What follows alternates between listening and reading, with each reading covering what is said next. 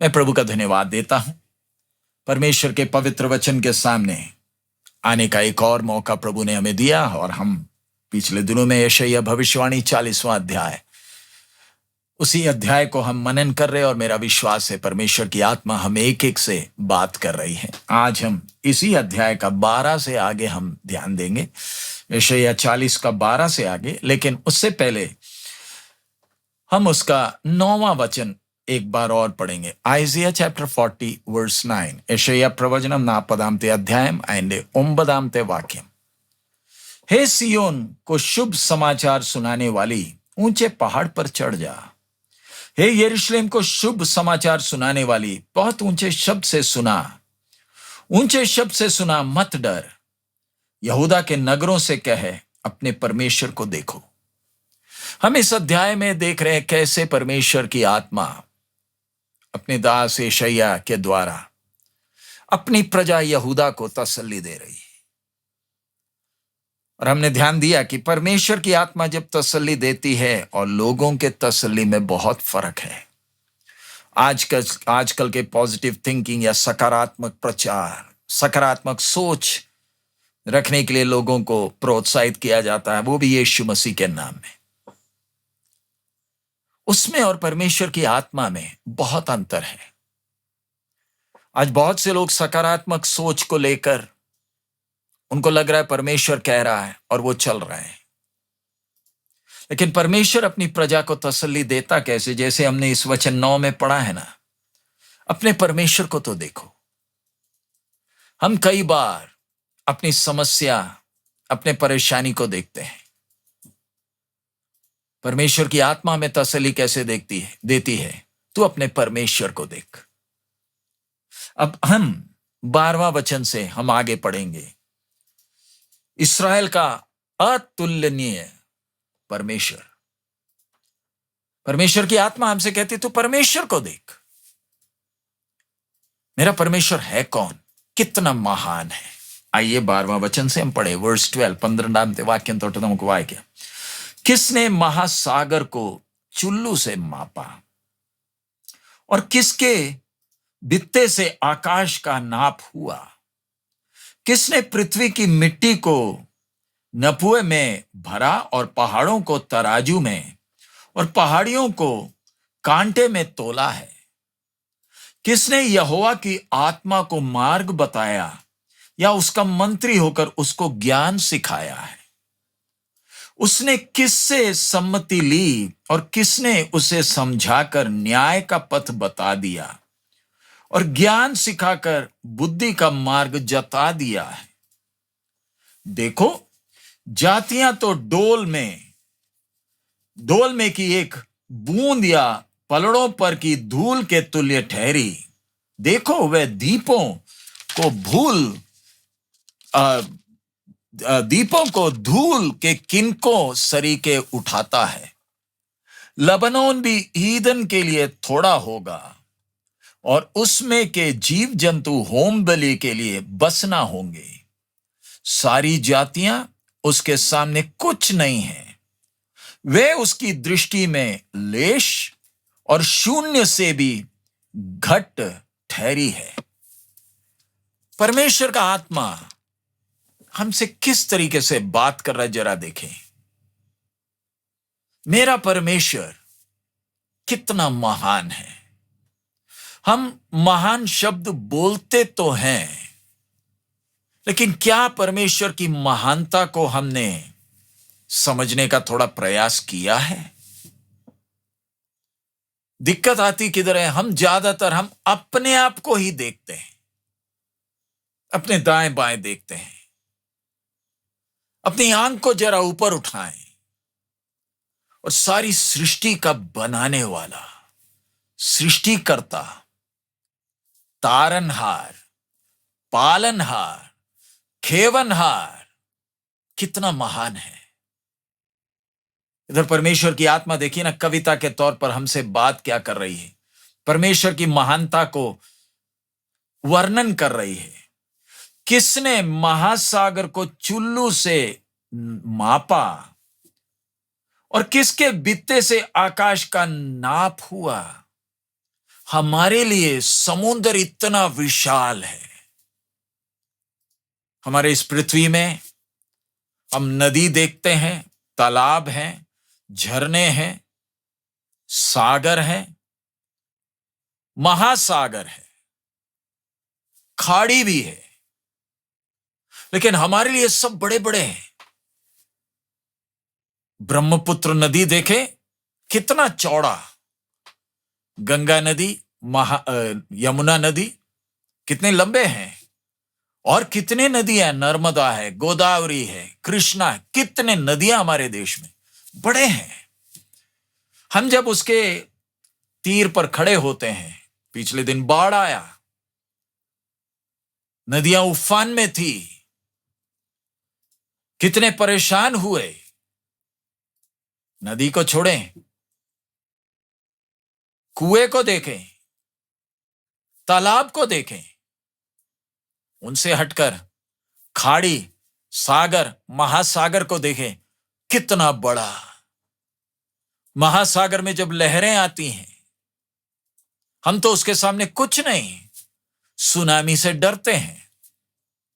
और परमेश्वर इस महासागर को चुल्लू से मापता है। चुल्लू से मापने का मतलब कितना छोटा, कितना छोटा है। हमारे लिए महासागर परमेश्वर के लिए चुल्लू सा है। तो आप बोले हम परमेश्वर को कैसे मापें? कितना लंबा हो, कितना कितना ऊंचा, कितना, कैसे मापे? हमारे मापदंड में सीमित होने वाला नहीं है परमेश्वर। आगे हम देखते हैं, किसके बित्ते से आकाश का नाप हुआ।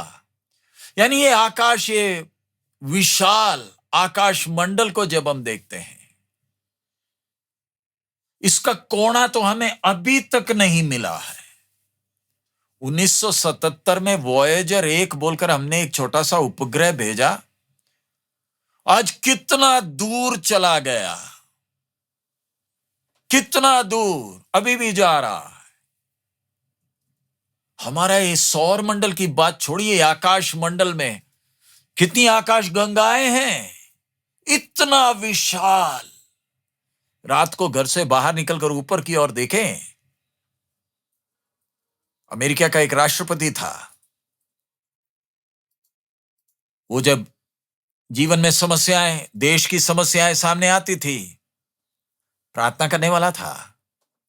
रात को बाहर निकलता था और आकाश की ओर देखकर बोलता था, हे परमेश्वर, तू कितना विशाल, तेरी सृष्टि कितनी विशाल।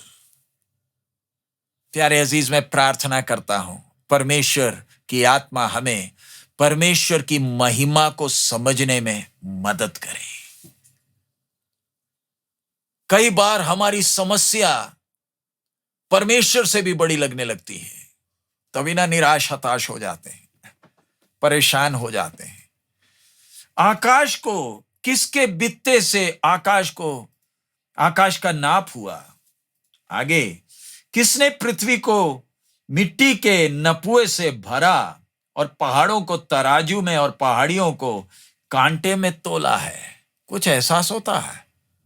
हमारा सबसे बड़ा पहाड़ माउंट एवरेस्ट जमीन के ऊपर, उससे भी दुगने ऊंचाई वाले पहाड़ समुद्र के अंदर हैं।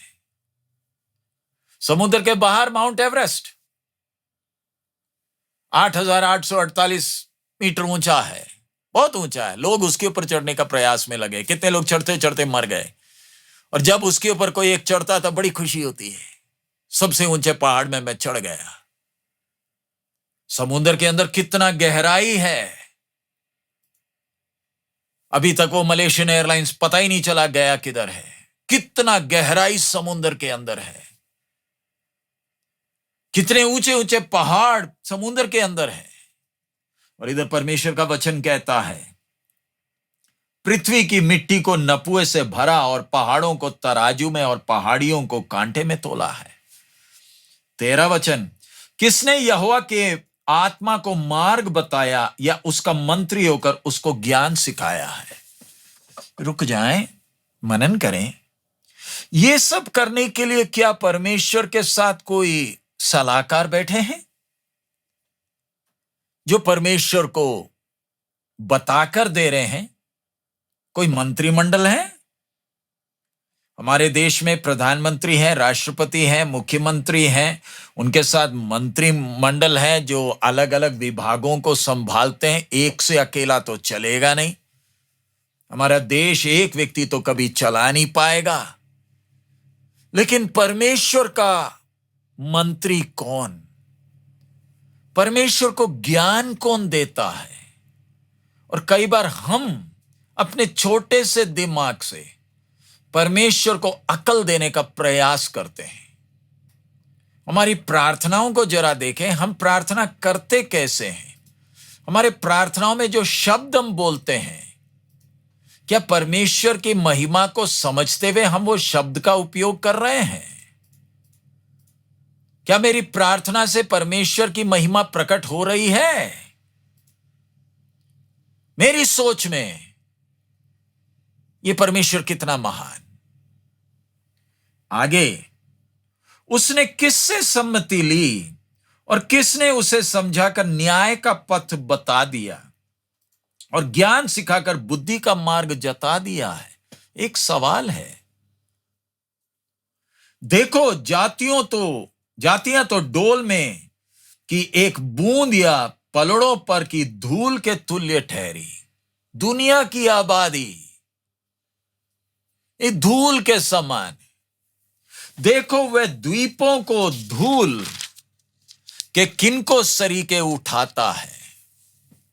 लबनोन भी ईंधन के लिए थोड़ा होगा और उसमें के जीव जंतु होम बलि के लिए बस ना होंगे। सारी जातियां उसके सामने कुछ नहीं हैं। वह उसकी दृष्टि में लेश और शून्य से भी घट ठहरी है। प्यारे अजीज, परमेश्वर अपनी प्रजा को तसल्ली दे रहा। और आजकल के हमारे आशीष के प्रचारक क्या बोलते हैं? अपने प्रेयर रिक्वेस्ट हम भेज देते हैं। वो एक के ऊपर एक ढेर लगाते हैं, उसके ऊपर तेल डालते हैं, उसके ऊपर आग उतारते हैं। खुदा ना जाने क्या क्या नहीं करते। और जिसको वचन मालूम नहीं, वो मूर्ख बन जाता है। पैसे भी देने पड़ते हैं। कईयों ने तो प्लान निकाले हैं। फैमिली प्लान है, स्टूडेंट प्लान है, आपके बच्चों के लिए। वो पढ़े ना पढ़े, हम इधर आपके लिए प्रार्थना कर देंगे। कई प्रेयर टावर खुले हैं, कई प्रेयर माउंटेन खुले हैं। कैसे ना कैसे परमी इनकलाब जिंदाबाद, हमारी मांगे पूरी हो, भूख हड़ताल में बैठे हैं। परमेश्वर को ज्ञान कौन सिखाता है? परमेश्वर की महिमा क्या हम समझ पाए हैं? आगे 18वां वचन, तुम परमेश्वर को किसके समान बताओगे? परमेश्वर की आत्मा हमसे पूछ रही है। और उसकी उपमा किससे दोगे? किसके साथ उसकी उपमा दोगे? मूरत एक सवाल है। क्या तुम अविनाशी, अनंतकालीन, सर्वज्ञानी, सर्वव्यापी, सर्वशक्तिमान और जो आत्मा है, उसकी तुलना तुम मूरत से करोगे, जिसको तुम अपने हाथ से खुद बनाते हो, पत्थर से तराशते हो, फिर उसका अभिषेक करते हो और फिर कुछ दिन के बाद उसको ले जाकर कहीं छोड़ देते हो? क्या परमेश्वर, परमात्मा, सनातनी, उसकी तुलना अब इससे करते हो? परमेश्वर कौन और ये जो आपके हाथ की बनाई चीज क्या है? ये तो खरीद कर लाया है। इसका एक बनाने वाला है जिसने अपने हाथ में औजार लेकर अपने मन में जो सोचा था, उस सोच के अनुसार एक रूप बनाकर रख दिया। खुद इस रूप से बड़ा है इसका बनाने वाला। वो श्वास लेता है, वो सोचता है, उसमें भावनाएं हैं, और ये जो बनाई, इसको तो उठाया जाना पड़ता है, इसको रखना पड़ता है, इसको साफ करना पड़ता है, नहलाना पड़ता है, शुद्ध करना पड़ता है। और मनुष्य बुद्धिबंदी है, सोचता है ये परमेश्वर है। परमेश्वर की आत्मा पूछती है, तुम परमेश्वर को किसके समान बताओगे और किसकी उपमा और उसकी उपमा किससे दोगे? मूरत से। इसलिए ना 10 आज्ञाओं में परमेश्वर ने स्पष्ट कहा है, आसमान के नीचे पृथ्वी के ऊपर परमेश्वर की मूरत ना बनाना, किसी के साथ उसकी तुलना नहीं करना है। और अगर करें, परमेश्वर की महिमा है या परमेश्वर का अपमान है, फैसला खुद करें। हाथ की बनाई चीज, उसके सामने मैं जब दंडवत करता हूं, परम प्रधान की महिमा होती है या उसकी मैं अपमान कर रहा हूं? हम एक एक के अंदर विवेक है, स्वयं तय करें। परमेश्वर की आत्मा पूछती है, मूरत से। आगे, कारीगर ढालता है, सोनार की सांकले ढालकर बनाता है। जो कंगाल इतना अर्पण नहीं कर सकता, वो ऐसा वृक्ष चुन लेता है जो ना घुने। तब एक निपुण कारीगर ढूंढकर मूरत खुदवाता और उसे ऐसे स्थिर कराता है कि वो हिल ना सके। प्रभु की आत्मा बात कर रही है।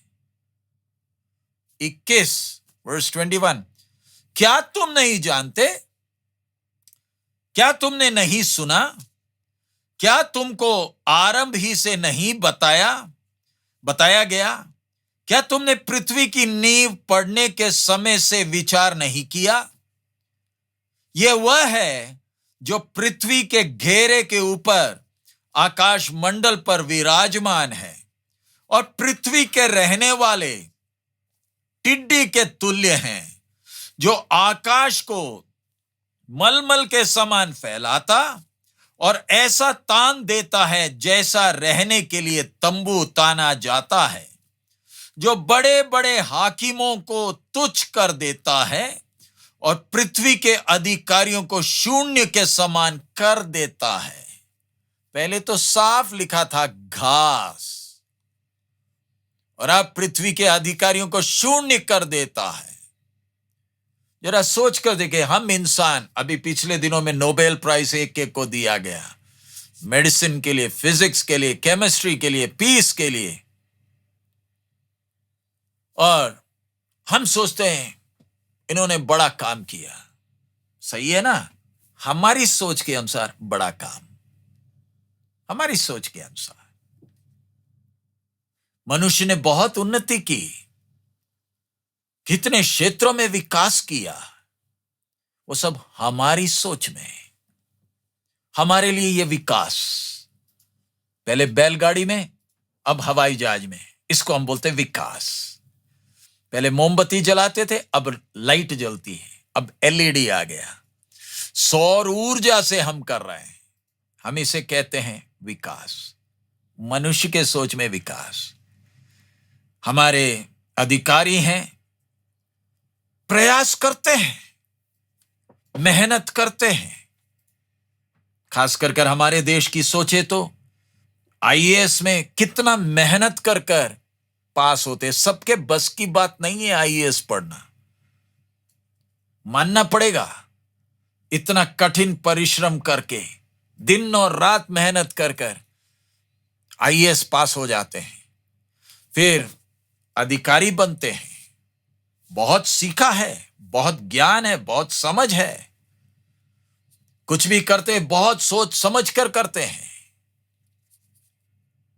लेकिन परमेश्वर के सामने हमारा ज्ञान क्या, हमारी सोच क्या? नदी बह रही है, बारिश का मौसम आ गया, नदी ने अपना रास्ता बदल दिया। पिछले दिनों में मैं एक तस्वीर देख रहा था। पुल तो बनाया है, बढ़िया पुल, करोड़ों रुपया खर्च कर कर पुल बनाया, लेकिन नदी ने अपना दिशा बदल दी।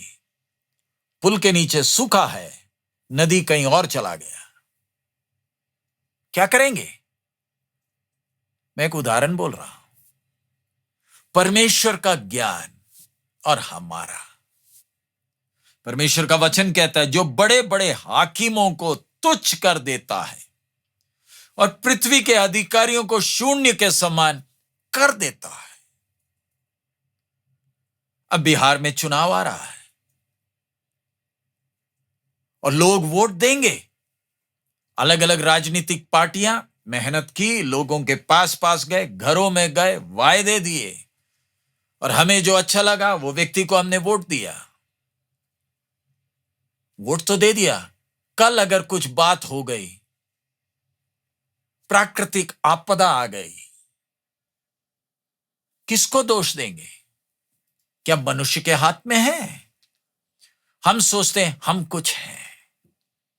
आगे 24वां वचन, वर्स 24। वे रोपे ही जाते, वे बोए ही जाते, उनके टूंट भूमि के जड़ ही पकड़ पाते कि वह उन पर पवन बहाता, और वे सूख जाते और आंधी उन्हें भूसे के समान उड़ा ले जाती है। कुछ बोलने की जरूरत तो नहीं, परमेश्वर की आत्मा स्पष्ट बात कर रही है। 25। इसलिए तुम मुझे किसके समान बताओगे, हे यहूदा की प्रजा?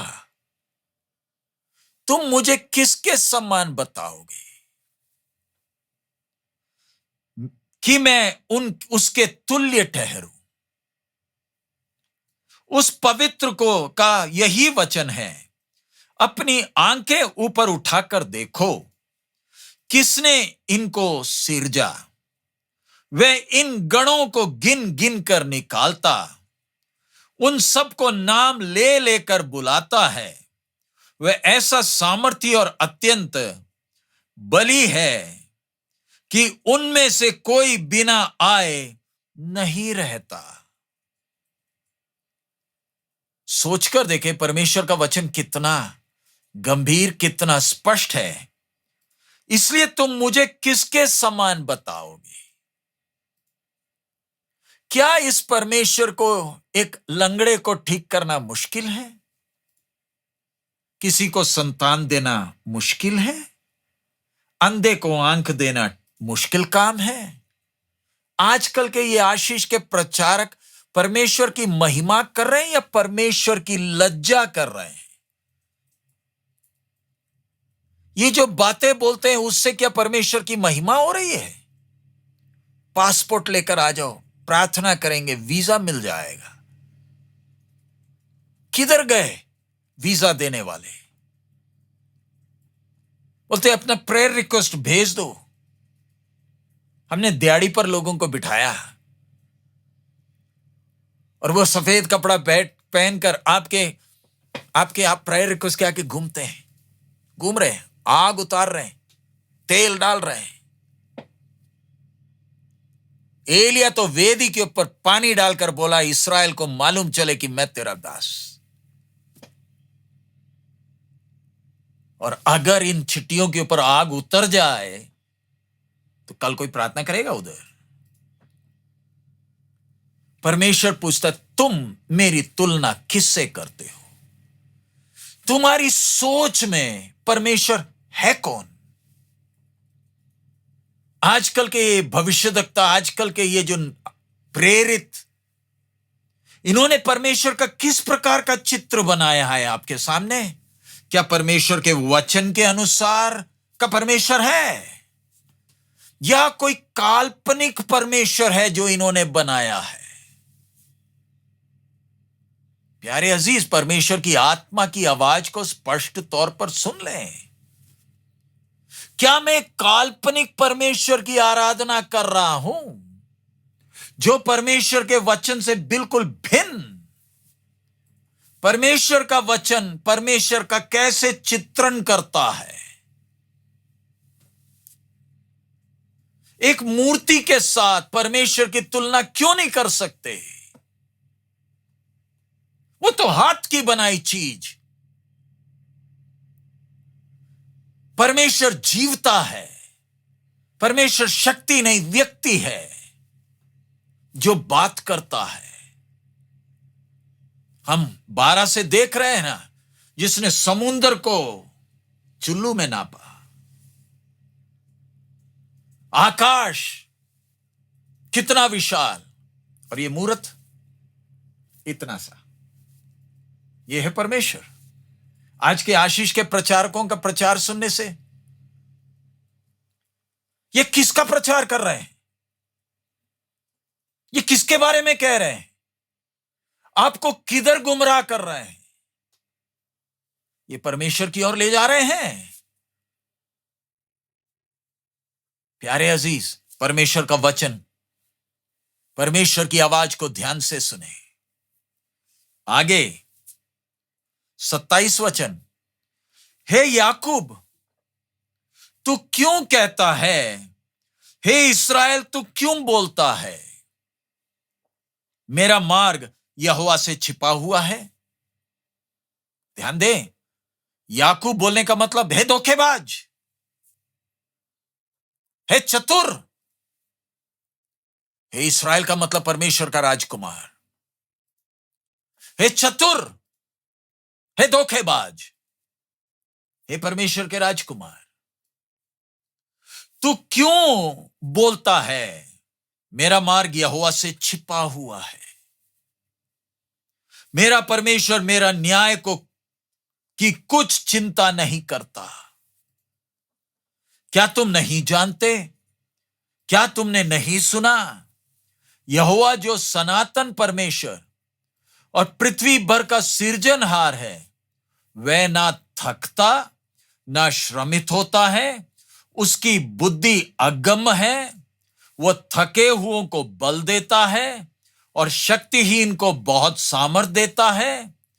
तरुण तो थकते और श्रमित हो जाते हैं और जवान ठोकर खाकर गिरते हैं, परंतु 31वां आयत, परंतु जो यहोवा की बाट जोते हैं वे नया बल प्राप्त करते जाएंगे।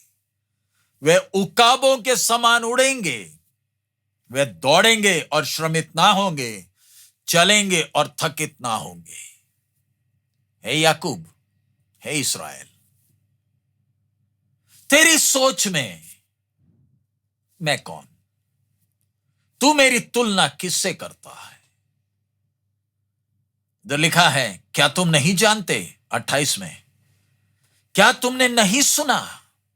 प्रश्न चिन्ह है।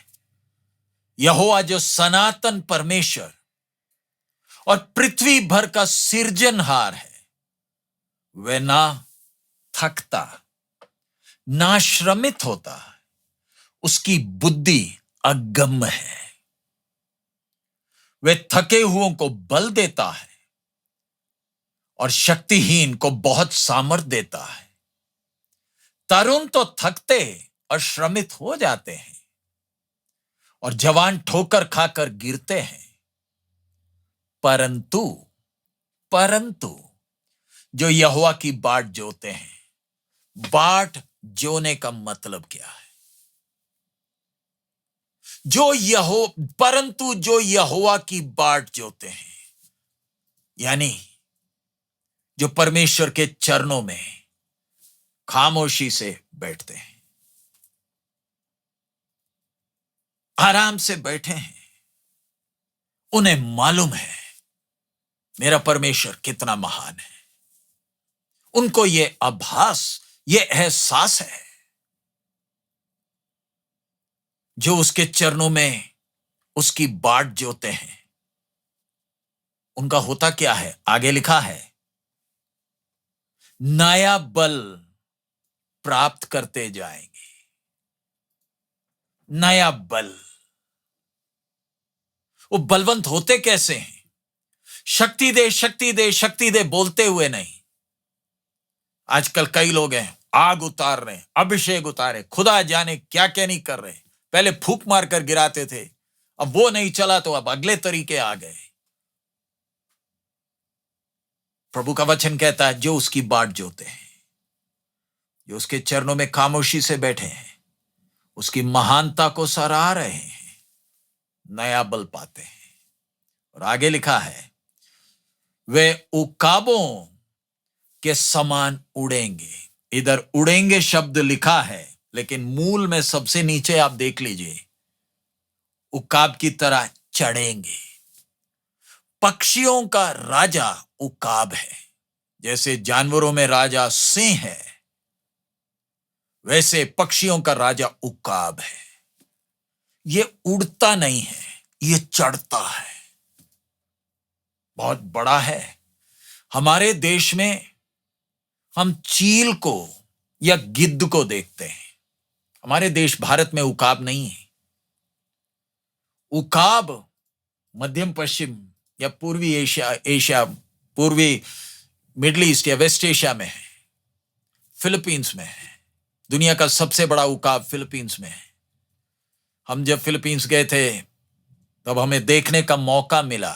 हमारे सामने उकाबों को, उनका एक बड़ा सेंटर था, उधर जाकर हमारे मन में एक इच्छा थी जाकर देखे तो सही उकाब होता कैसे है।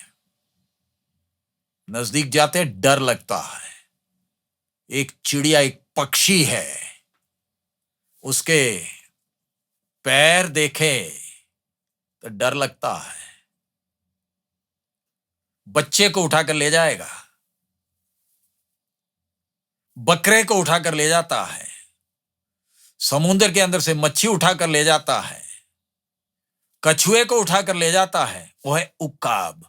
अकेला रहता है, झुंड में नहीं रहता है उकाब। इसकी खूबी है, ये अकेला रहता है पहाड़ों में। और जब गाना भी हम गाते हैं ना, परमपिता की हम स्तुति गाएं, घोंसले को बार बार तोड़ा उसने। ये उकाब 2 साल में एक बार बच्चे देता है, अंडा। और अकेले पहाड़ों के ऊपर, ऊंचे ऊंचे पेड़ों के ऊपर अपने घोंसले, और अपने बच्चे को, जब अंडा से बच्चा निकलता है, उसको ये उड़ना सिखाता है घोंसले को बार बार तोड़कर। मैं उन सब बातों में नहीं जा रहा, आपने बहुत बार सुना होगा। पक्षियों का राजा अकेला रहता है, ऊंचाई में रहता है। जब तूफान आते बाकी सारी पक्षियां उड़ जाती हैं, ये तूफान का इंतजार करता है। क्यों? जब तूफान आएगा, और वो भी चक्रव्यूह जैसा तूफान आता है, ये खुश होता है। ये इतना बड़ा है, पंख मार मार कर ऊपर चढ़ नहीं सकता, इसको तूफान ऊंचाई में ले जाता है। ये सूरज के पास उड़ना चाहता है, सबसे ऊंचा उड़ता है, अकेले उड़ता है, लगभग 200 किलोमीटर का क्षेत्र खुद संभालता है। और जब लंबे सफर में जाता है, 4000 मील उतरे बिना उड़ता है। इसकी नजर इतनी तेज है, 8 किलोमीटर दूर एक चूहे को देख लेता है। इसकी नजर इतनी तेज है। वो है उकाब। परमेश्वर का वचन कहता है जो उसकी बाट जोते हैं, उकाब की तरह अपने पंख फहराकर ये चढ़ते हैं। प्यारे अजीज, आप एक उकाब है क्या? परेशानी को देखकर रोना धोना, या क्या आपको एहसास है यही समस्या ही, ये चक्रव्यूह, यही तूफान जो दूसरों को बर्बाद करता है, यही तूफान मुझे ऊंचाई में पहुंचाएगा? वो है एक विश्वासी। यशायाह 40वां अध्याय की तसल्ली देखें। परमेश्वर अपनी प्रजा को तसल्ली देता कैसे है? और ये जो आज के आशीष के प्रचारक जो तसल्ली देते हैं, वो परमेश्वर की आत्मा बात कर रही है, या वो अपना दिमाग का राज बता रहे हैं, या शैतान बात कर रहा है? जो लिखा है उकाब की तरह वो चढ़ेंगे, आगे वे दौड़ेंगे और श्रमित ना होंगे, चलेंगे और थकित ना होंगे। प्यारे अजीज, अभी हम प्रार्थना करने जा रहे हैं। हमें से कई हैं जो एक समय दौड़ते थे, थकने लग गए, चलने लग गए, और कई जो चलते थे अब बैठ गए। प्रभु की आत्मा हमसे बात कर रही है। प्रभु का आगमन नजदीक है। आइए हम उसकी बाट जोएं। बाट जोने का मतलब उसके चरणों में अकेले बैठे, अपने परमेश्वर की महानता को जरा समझें। इधर हमने 9वां वचन में पढ़ा था, अपने परमेश्वर को तो देखो। हे यहूदा की प्रजा, तू बंदुआई में है, तू निराश है, क्योंकि तू अपनी परिस्थिति को देख रहा है। तू अपने परमेश्वर को देख। प्यारे अजीज, आज हम जब वचन मनन कर रहे हैं, दूसरे किसी को ना देखें, जो आपके साथ है, जिसने कहा है मैं तुझे कभी नहीं छोड़ूंगा, जो मेरा चरवाहा है। इस अध्याय में कितनी तसल्ली परमेश्वर की आत्मा हमें देती है। मेरे परिस्थिति में बदलाव नहीं आया तो भी जो उसकी बाट जोता है वो नया बल प्राप्त करता जाएगा, उकाब की तरह पंख उड़ाएगा, पंख खोलता है और चढ़ेगा, रोता नहीं है। और जब यह उकाब बूढ़ा हो जाता है, यह अकेले पहाड़ पर बैठता है, इसके पुराने पंख निकल जाते हैं, नए पंख आते हैं, फिर उड़ने लगता है। जब इसका जाने का समय आता है, यह अकेले पहाड़ में लेटा हुआ सूरज की ओर देखता है। वह है पक्षियों का राजा, बाकियों में गिना नहीं जाता। आज आप अपने आप को जांचिए, मेरा परमेश्वर कितना महान, मैं उसका संतान, मैं उसका मंदिर, मैं उसका वारिस। क्या मेरे जीवन के द्वारा उसकी महिमा हो रही है? आइए सिरों को झुकाएं, आंखों को बंद करें। परमेश्वर की आत्मा हमसे बात कर रही है। हालेलुया। यशायाह 40। प्रभु अपनी प्रजा को तसल्ली दे रहा है, जो मेरी बाट जोएगा वो नया बल प्राप्त करते जाएगा। क्या आप चाहते कि आपकी समस्या हट जाए, या समस्या के ऊपर जयवंत होने के लिए आप बलवंत होना चाहते हैं? दो में से एक। समस्या चाहे कुछ भी आ जाए, प्यारे अजीज, इस वचन से प्रचार करना बहुत मुश्किल है, शब्द नहीं है। मेरा परमेश्वर कितना महान, मैं कितना छोटा, मैं परमेश्वर की तुलना किससे कर रहा हूं? उसने मुझे अपना मंदिर बनाया, मुझे अपना वारिस बनाया। Hallelujah, hallelujah, hallelujah. धन्यवाद हो प्रभु, धन्यवाद हो प्रभु, धन्यवाद हो प्रभु, धन्यवाद हो। आइए हम प्रार्थना करें। हमारे अनुग्रहकारी दयालु पिता, हम आपका धन्यवाद देते हैं। आपके वचन के द्वारा आप हम एक एक से स्पष्ट रूप से बात कर कर हमें तसल्ली दे रहे, इसलिए धन्यवाद। धन्यवाद हो प्रभु। इन दिनों में तेरा वचन जब हम सीख रहे हैं आपकी महानता को समझने के लिए और आपकी बाट जोने के लिए, हमें एक एक को मदद कर। लोगों के सामने अपने परेशानियों को बिछाने के बजाय आपके चरणों में अकेले बैठकर आपकी महानता को सराहने के लिए, आपकी महिमा को समझने के लिए हमें सहायता कर। इन दिनों में उकाब की तरह उड़ने के लिए, चढ़ने के लिए तू हमें मदद कर। हमें से जो कोई थक कर बैठा है, प्रभु तेरी आवाज उन्हें बलवंत करे, ताकि थके हुए चलने के लिए नहीं, तेरा आगमन जब नजदीक है दौड़ने के लिए हम एक एक बलवंत हो जाए। आपके वचन के द्वारा आपने हमें आशीषित किया, इसलिए धन्यवाद। सब महिमा आप ही को देते हैं। खास करके पिछले दिन की सेवकाई में प्रभु आपने हमें संभाला, पंजाब के अलग अलग जगहों में सेवा करने के लिए मदद किया। और प्रभु इस आने वाले सप्ताह में तेरे दासों दासी लोग अलग अलग जगह से इकट्ठे हो रहे हैं वचन सीखने के लिए। प्रभु संगति हम सब के लिए आशीष का कारण हो। अपने दास दासियों को बलवंत कर, आत्मा के वरदानों से भर दे। तेरी आत्मा का बड़ा कार्य देखने के लिए हम एक एक को, अनुभव करने के लिए हम एक एक को मदद कर दे प्रभु। सब महिमा आप ही को देते हैं, यीशु मसीह के मधुर नाम से हम मांगते हैं, आमीन। मिलकर हम वो गीत गाएं। प्रशंसा और स्तुति करो खुदा की जो बरकत का स्रोत, स्वर्ग और सारी पृथ्वी करो। स्तुति हो पिता पुत्र पात्रु की। अब हमारे पिता का प्रेम, पुत्र का अनुग्रह और पवित्र आत्मा की सहभागिता हम सबके साथ अब से लेकर हमारे प्रभु यीशु मसीह के आगमन तक होती रहे, आमीन आमीन। प्रभु आप सबको बहुत आयत में आशीष दे।